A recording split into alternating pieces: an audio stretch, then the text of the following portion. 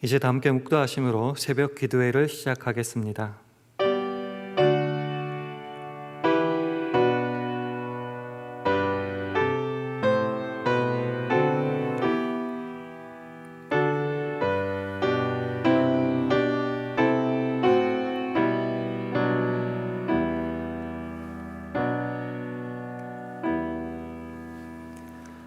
여호와께 감사하며 그 이름을 불러 아뢰며 그 행사를 만민 중에 알게 할지어다.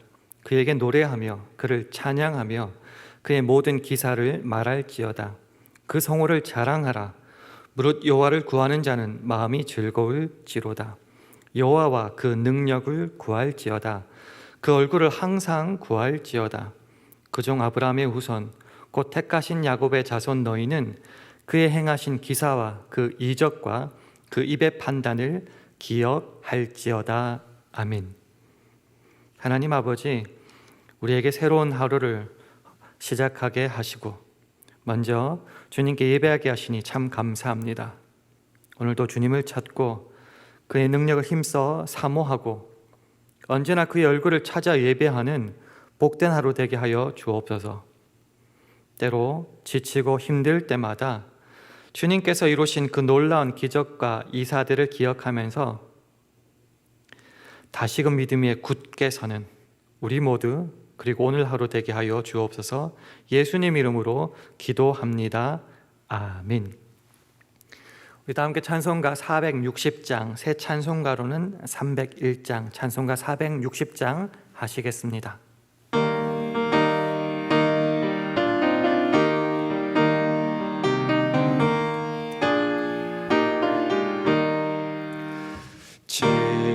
지금까지 지내온 건 주의 크신 은혜라.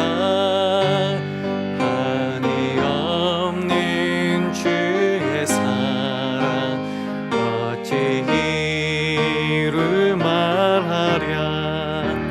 자나깨나 주의 손이 항상 살펴주시고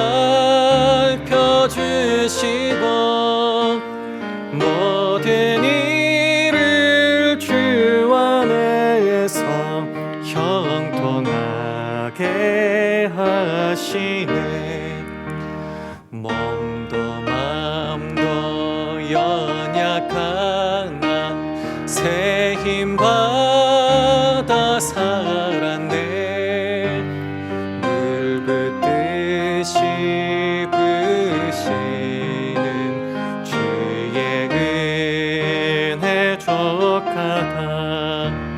사랑 없는 거리에 나 험한 산길에 맬 때 주의 손을 굳게 잡고 찬송하며 가리다. 주님 다시 배에 올라리 날로 날로 다가와 무거운 짐 주께 맡겨 벗을 날도 멀잖네. 나를 위해 예비하신 고향 집에 돌아가 아버지의 품 안에서 영원토록 살리라. 아멘. 오늘 주신 하나님의 말씀은 창세기 45장 1절에서 8절 말씀입니다. 제가 가진 성경으로 구약 71면 창세기 45장 1절에서 8절까지의 말씀을 우리 한 절씩 교독하시겠습니다. 요셉이 시종하는 자들 앞에서 그 정을 억제하지 못하여 소리 질러 모든 사람을 자기에게서 물러가라 하고 그 형제에게 자기를 알리니 때에 그와 함께한 자가 없었더라. 요셉이 방성되고 가니 애굽 사람에게 들리며 바로의 궁중에 들리더라. 요셉이 그 형들에게 이르되 나는 요셉이라 내 아버지께서 아직 살아 계시니까 형들이 그 앞에서 놀라서 능히 대답하지 못하는지라. 요셉이 형들에게 이르되 내게로 가까이 오소서. 이들이 가까이 가니 가로되 나는 당신의 아우 요셉이니 당신들이 애굽에 판 자라. 당신들이 나를 이곳에 팔았으므로 근심하지 마소서, 한탄하지 마소서. 하나님이 생명을 구원하시려고 나를 당신들 앞서 보내셨나이다. 이 땅에 2년 동안 흉년이 들었으나 아직 5년은 기경도 못하고 주스도 못할지라. 하나님이 큰 구원으로 당신들의 생명을 보존하고 당신들의 후손을 세상에 두시려고 나를 당신들 앞서 보내셨나니 그런즉 나를 이리로 보낸 자는 당신들이 아니요 하나님이시라. 하나님이 나로 바로의 아비를 삼으시며 그 온 집의 주를 삼으시며 애굽 온 땅의 치리자를 삼으셨나이다. 아멘. 할렐루야. 월요 새벽 기도에 나오신 여러분들에게 하나님의 은혜와 평강이 함께 하시기를 기원합니다. 함께 예배드리시는 분이 계시다면 주의 평강을 기원하며 서로 샬롬으로 인사하는 시간 가지겠습니다. 샬롬, 샬롬. 벌써 12월의 첫 번째 월요일이었습니다. 이제 올해도 채 한 달이 남지 않았고요. 이때쯤이면은 우리 모두가 올 한 해를 되돌아보면서 또 내년의 새 계획과 때로 새 소망을 다시금 세워 나갈 때인데요. 여러분에게 한번 질문 드려보겠습니다. 여러분은 올 한 해 어떤 기억들이 있으십니까? 몇 분과 이야기를 하는 가운데 그들의 기억 속에는 이런 것들이 남아 있더라고요. 거의 대부분이 다 코로나 바이러스와 관계된 겁니다. 마스크를 쓰고 다녔던 기억, 아니면 몇 달 동안 집에만 있었던 기억, 그런 것만 있다고 하시는 분도 계셨고요. 어떤 분은 태어나서 사업하면서 이렇게까지 힘들었던 적은 없었다, 그런 기억만 있다라고 하시는 분도 계셨고, 예배와 관련되어서는 예배당에서 예배 드리는 게 뭔지조차 잊어버릴 정도로 아쉽고 그립고 그렇다라는 분도 계셨습니다. 조금 과장되게 말하면 잃어버린 한 해 같습니다. 도대체 뭘 하다가 시간이 이렇게까지 지나게 되었는지 모를 정도로 기억에서 단절된 것 같은 잃어버린 한 해라고 표현할 수 있을지도 모르겠습니다. 그런데 확실한 거는 참 올 한 해 힘들었고 여전히 힘든 가운데 있다는 것은 변함이 없는 것 같습니다. 최근에 다시 코비드가 너무너무 심해져서 스테이 앳홈 명령이 다시 내려지게 되었고요. 언제 이것이 끝날까 두렵기도 하지만은 이런 상황 속에서 오늘 우리가 본문을 통해서 한 가지만 기억하기를 원합니다. 하나님은 그 어떤 상황 속에서도 당신의 계획대로 성실히 일하고 계시고 마침내 계획을 완성해 가신다라는 것입니다. 오늘 본문에서 애굽의 총리가 된 요셉은 형들에게 자신이 요셉임을 밝히고 있습니다. 우리 화면을 보시면서 4절과 5절 그리고 8절 말씀을 우리 함께 읽도록 하겠습니다. 시작. 요셉이 형들에게 이르되 내게로 가까이 오소서. 그들이 가까이 가니 가로되 나는 당신들의 아우 요셉이니 당신들이 애굽에 판 자라. 당신들이 나를 이곳에 팔았으므로 근심하지 마소서, 한탄하지 마소서. 하나님이 생명을 구원하시려고 나를 당신들 앞서 보내셨나이다. 8절 다 함께 읽습니다. 그런즉 나를 이리로 보낸 자는 당신들이 아니요 하나님이시라. 하나님이 나로 바로의 아비를 삼으시며 그 온 집의 주를 삼으시며 애굽 온 땅의 치리자를 삼으셨나이다. 이 요셉의 고백을 통해서 우리가 바라봐야 될 것이 무엇입니까? 요셉이 고백하기를 내가 지난 세월 죽어라 고생했던 그 모든 과정은 형들이 나를 팔았기 때문입니다라고 고백하지 않는다는 것입니다.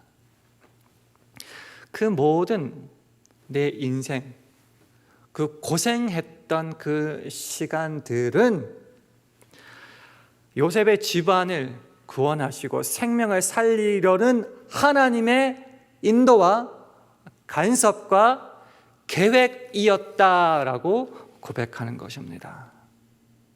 이것이 왜 중요한가? 우리는 요셉 이야기에서 항상 요셉의 고생했던 것, 그가 어떻게 어떤 과정을 거쳐서 애굽의 총리가 된 것인가에 대한 관심만 있습니다. 즉 모든 우리의 관심과 하나님의 역량은 그 요셉에게만 집중되었다고 믿고 바라고 있는 것이죠. 그러나 요셉의 고백에서 어쩌면 우리가 놓치고 있는 부분은 형들이 요셉을 판 그것조차 하나님의 계획과 간섭, 역사, 인도하심 안에 있었다라는 것이지요. 이것이 우리들에게 어떤 의미가 있는가? 많은 사람들이 요셉이 총리가 되었다는 거기에 너무나 감격합니다. 그래서 지금 오늘 형들을 보면서 용서하게 되는 그 과정 속에서도 애굽의 그 큰 나라의 총리 정도 될 만큼 성공했고 명예를 얻고 했으면은 불쌍한 형들 좀 용서해 줘도 되지 않겠나라고 생각하거나 아니면은 이제까지 수많은 우여곡절을 겪고 하나님과의 관계 속에서 더욱더 깊어졌으니 신앙의 인격이 달라졌기 때문에 용서할 수 있지 않았을까에 집중하게 됩니다. 그러나 요셉의 고백은 무엇이라고 말하느냐 하면은 그가 형들을 용서하게 된 궁극적인 이유는 그가 잘났거나 연단받아서가 아니라 그 모든 과정들이 형들이 자기 자신 요셉을 팔았던 것조차 하나님의 크신 인도하심 속에 있었다는 것에 항복하고 믿음이 있었기에 형들을 용서할 수 있었다라는 것입니다.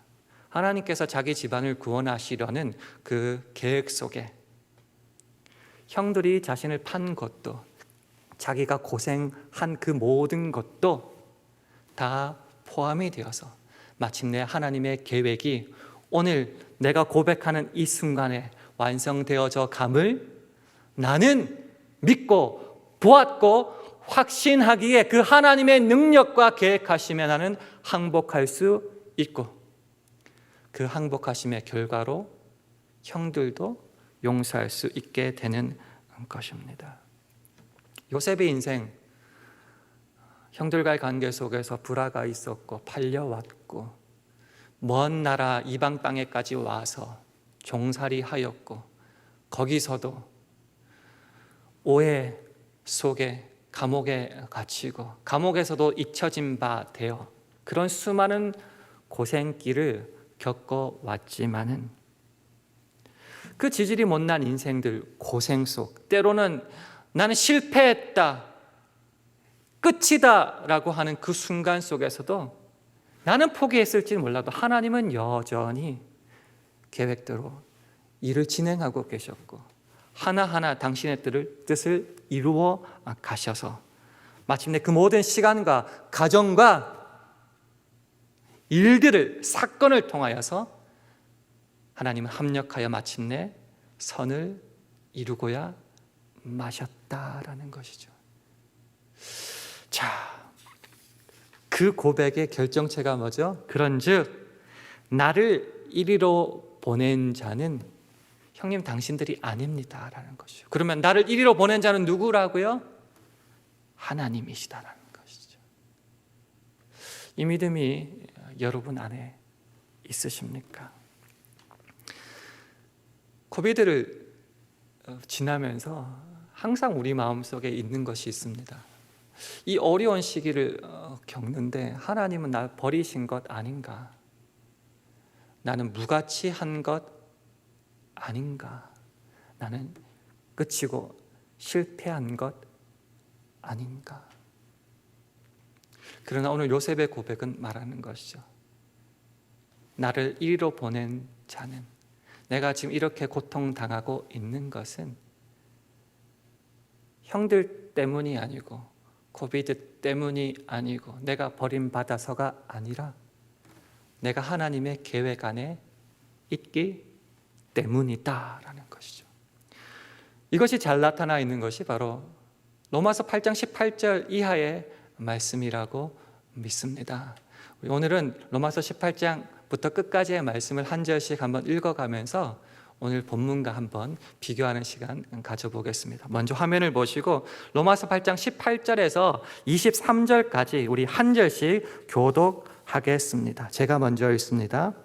생각건대 현재의 고난은 장차 우리에게 나타날 영광과 비교할 수 없도다.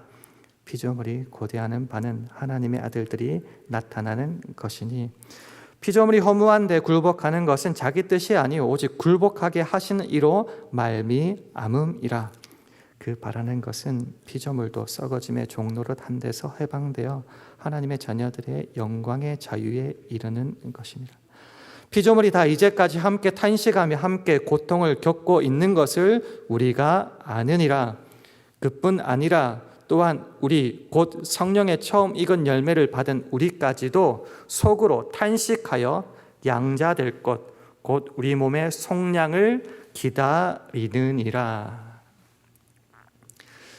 기독교를 설명하는 여러 단어가 있는데 그 중에 하나가 바로 종말론적인 종교다라는 것이죠. 마침내 하나님께서 마지막 날 그 모든 것을 이루어 가실 겁니다.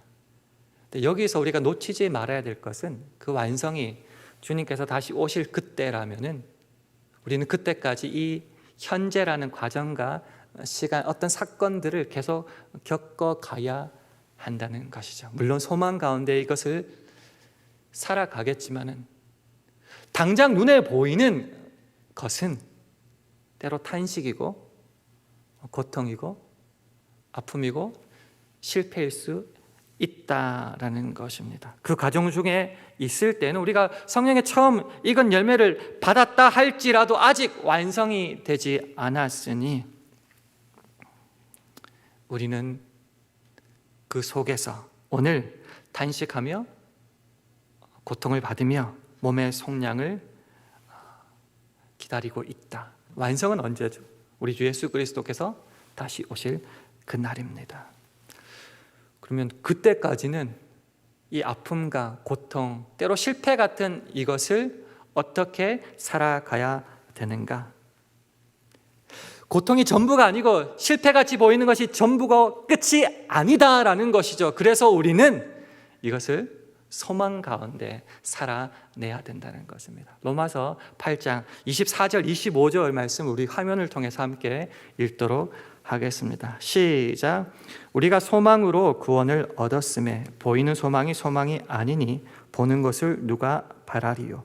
만일 우리가 보지 못하는 것을 바라면 참음으로 기다릴지니라. 그렇습니다. 우리가 여전히 하나님의 약속의 소망 안에 있다는 것이죠. 나는 나를 포기하고 이 상황을 실패다 끝이다 말할 수 있을지 모르겠지만 하나님의 여전한 그 약속의 소망 안에 있기 때문에 우리는 비록 남들은 초라하다 말하고 어렵다 말하고 끝이다 말하는 거기에도 우리는 소망 가운데 버티고 있다. 왜? 하나님께서 작정하신 그것은 반드시 이루실 것을 믿기 때문이다라는 것이죠. 그래서 우리는 참음으로 기다리며 포기하고 낙심하지 않는 것입니다. 그런데요, 그런 생각이 들 때 있습니다. 그러면 그때까지 참음으로 나 혼자 뼈 빠지게 고생하며 고통스럽게 외로이 이 길을 걸어가면은 나는 불쌍해서 어떡합니까? 그러나 그 다음 구절은 우리들에게 놀라운 약속을 주십니다. 우리 계속하여서 26절과 27절 말씀 함께 읽도록 하겠습니다. 시작. 이와 같이 성령도 우리의 연약함을 도우시나니 우리는 마땅히 기도할 바를 알지 못하나 오직 성령이 말할 수 없는 탄식으로 우리를 위하여 친히 간구하시느니라. 마음을 살피시는 이가 성령의 생각을 아시나니 이는 성령이 하나님의 뜻대로 성도를 위하여 간구하심이니라. 홀로 이 길을 외로이 힘겹게 걸어가는 것이 아니다라고 말하고 있습니다. 하나님의 약속 안에서 성령님이 말할 수 없는 탄식을 우리를 위해서 간구하시고 기도하시고 도와주신답니다. 무슨 말이죠? 하나님이 시작하셨으니 하나님이 그 과정도 그 끝도 책임져 주신다라는 것입니다. 그 속에는 우리가 실족하여 넘어지고 지금 코비드와 같이 끝장났다 생각하는 것도 다 포함이라는 것이죠. 우리가 탄식하는 만큼 성령님도 탄식하시고 기도하시고 도와주시되 여전히 만들고 계시고 하나님의 뜻 가운데 여전히 하나님의 역사는 진행 중이다라는 것이죠.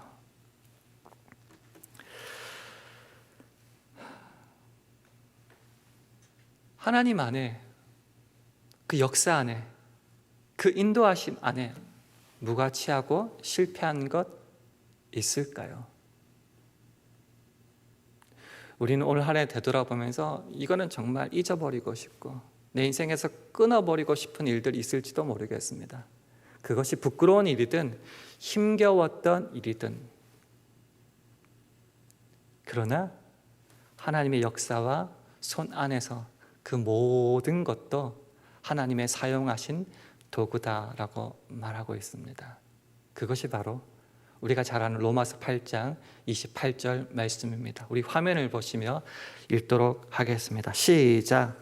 우리가 알거니와 하나님을 사랑하는 자 곧 그의 뜻대로 부르심을 입은 자들에게는 모든 것이 합력하여 선을 이루느니라. 요셉 이야기로 다시 돌아가면 형들이 팔았던 것,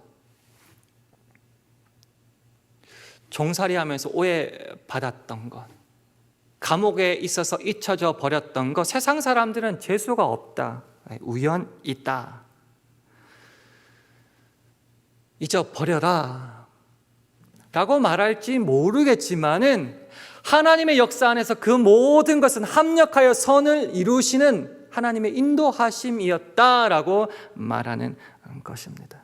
그 모든 것이 우연이요 재수가 없었던 것이 아니라 하나님의 기적이요 은혜의 손길이었다라고 말하는 것입니다. 코비드 기간 동안 맨날 집에 있었던 분도 계셨을 겁니다. 장보기도 무서워서 뭐 어떻게 해야 될지 모르시는 분도 계셨을지 모르겠습니다. 초라해 보이죠. 그러나 성경은 말하기를 그 모든 것은 합력하여 하나님의 선을 이루시는 그 과정과 도구였다. 하나님은 계획하셨을 때 이미 완성까지 이루신다. 그런 게 있나요? 그 다음 구절에 나옵니다. 우리 29절 30절 말씀도 함께 읽도록 하겠습니다. 시작. 하나님이 미리 아신 자들을 또한 그의 아들의 형상을 본받게 하기 위하여 미리 정하셨으니 이는 그로 많은 형제 중에서 맏아들이 되게 하려 하심이니라. 또 미리 정하신 그들을 또한 부르시고 부르신 그들을 또한 의롭다 하시고 의롭다 하신 그들을 또한 영화롭게 하셨느니라. 부르시고 의롭다 하시고 영화롭게 하셨다라고 하죠. 완료죠. 벌써 하나님 안에서는 구원은 미리 정하신 그 순간에 이미 완성되어 있다라는 것이죠. 요셉에게 꿈과 비전을 허락하여 주셨을 때 그 완성까지 주의 역사 안에는 있다라는 것이죠.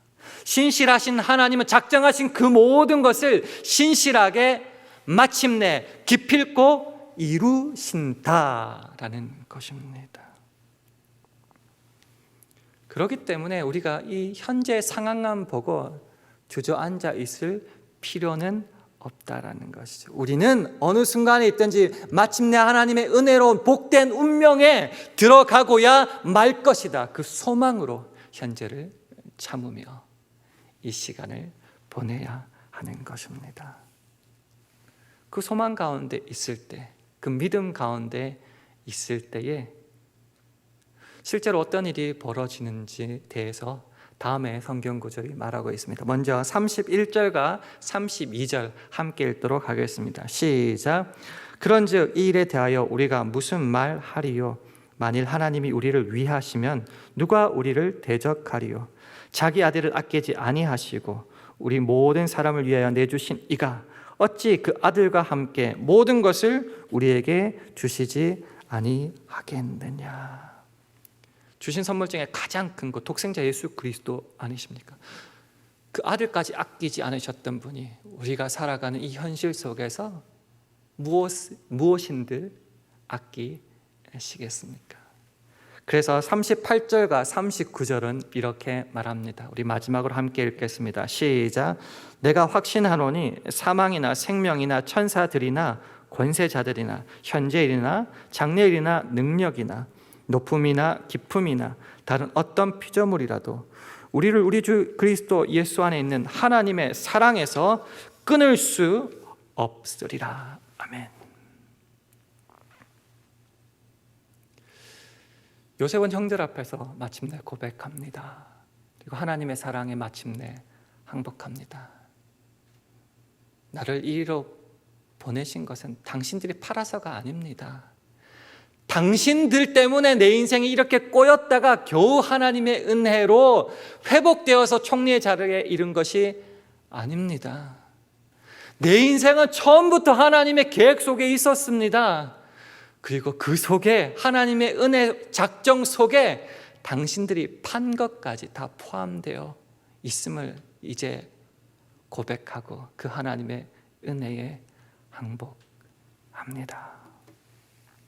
요셉이 그 하나님의 인도하심에 항복하였듯이 어쩌면 코비드 때문에 어려운 상황 속에서 어쩔 줄 몰라하는 우리들도 이 모든 것도 하나님의 장중에 있음을 고백하며 주님을 바라볼 수 있기를 원합니다. 내가 살아가는 지금 현실이 못나 보이는 현실일 수 있지만은 이 현실 가지고서도 합력하여 선을 이루고야 마시는 그 전능하신 하나님을 바라볼 수 있기를 원합니다. 그래서 오늘 어떻게 살아야 된다고요? 소망 가운데 참으며 성실하게 또 하루를 살아내는 것입니다. 사랑하는 샬롬의 가족 여러분, 이 믿음이 오늘 저와 여러분 안에 있어서 다시금 새 소망을 갖고 이 하루를 힘차게 살아갈 수 있기를 주님의 이름으로 축원합니다. 함께 기도하겠습니다. 주님, 모든 것을 합력하여 선을 이루시는 주님을 바라봄으로 이 어려운 시기를 믿음과 소망 가운데 잘 이겨내는 우리 모두 되게 하여 달라고 기도해 주시기를 바랍니다.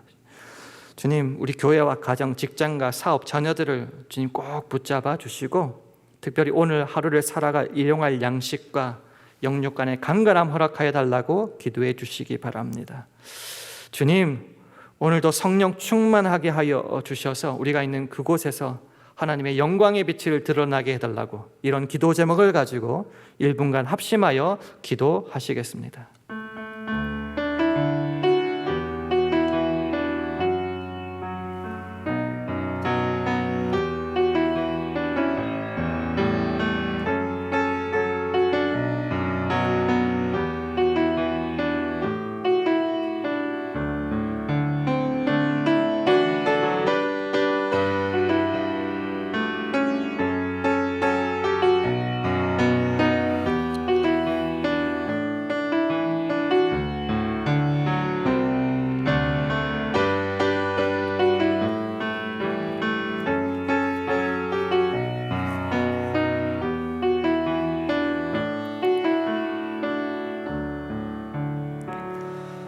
하나님 아버지, 우리가 지금 때로 인생의 가장 어렵고 혹독한 시련을 겪고 있다 할지라도 우리는 여전히 우리를 사랑하시고 구원하시는 하나님의 일하심 속에 있음을 고백합니다. 주님 안에는 어떤 순간이든 어떤 일이든 무가치하고 실패하고 초라한 것이 없음도 고백합니다. 이 시간과 과정을 통하여 결국은 하나님의 계획을 이루어 가심을 믿을 때에 오늘 우리는 우리를 부르신 그 시간 그곳에서 성실히 살아가게 하시고 그 부르심의 소망을 따라서 주님만 의지할 수 있도록 축복하여 주시옵소서. 감사드리며 예수님 이름으로 기도합니다. 아멘. 하늘에 계신 우리 아버지여, 이름이 거룩히 여김을 받으시오며 나라의 임하옵시며 뜻이 하늘에서 이룬 것 같이 땅에서도 이루어지이다. 오늘날 우리에게 일용할 양식을 주옵시고 우리가 우리에게 죄 지은 자를 사하여 준 것 같이 우리 죄를 사하여 주옵시고 우리를 시험에 들게 하지 마옵시고 다만 악에서 구하옵소서. 대개 나라와 권세와 영광이 아버지께 영원히 있사옵나이다. 아멘.